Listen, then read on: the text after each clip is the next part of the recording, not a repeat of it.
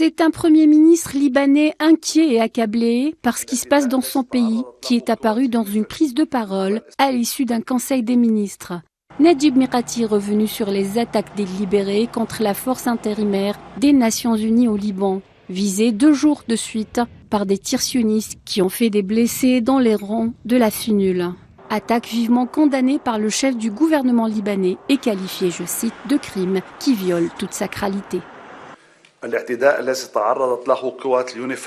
Les attaques contre les forces de la FNUL sont un crime que nous condamnons et qui relève de la responsabilité de la communauté internationale dont le caractère sacré est violé et dont l'existence même est menacée par le ciblage des forces des Nations Unies. Dans un Liban embrasé depuis 3 semaines par une agression sioniste expansionniste, Najib Mikati a mis la communauté internationale devant ses responsabilités en appelant l'ONU à adopter une résolution pour un cessez-le-feu immédiat, tout en assurant que son gouvernement était engagé à déployer son armée dans le sud du pays et à renforcer sa présence le long de la frontière, conformément à la résolution 1701 qui stipule la cessation des hostilités des 2 côtés de la frontière et prévoit que seules les forces de maintien de la paix de l'ONU et l'armée libanaise soient déployées dans le sud du Liban.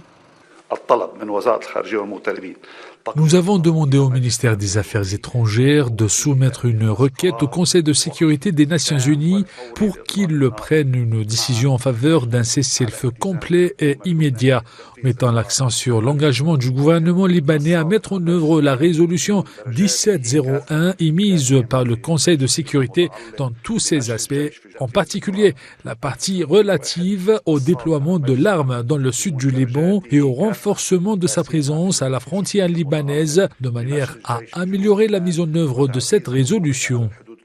Najib Mikati a averti que le Liban traverse une phase délicate, dangereuse et très sensible et qu'il est, je cite, aujourd'hui victime de l'arrogance de l'entité sioniste.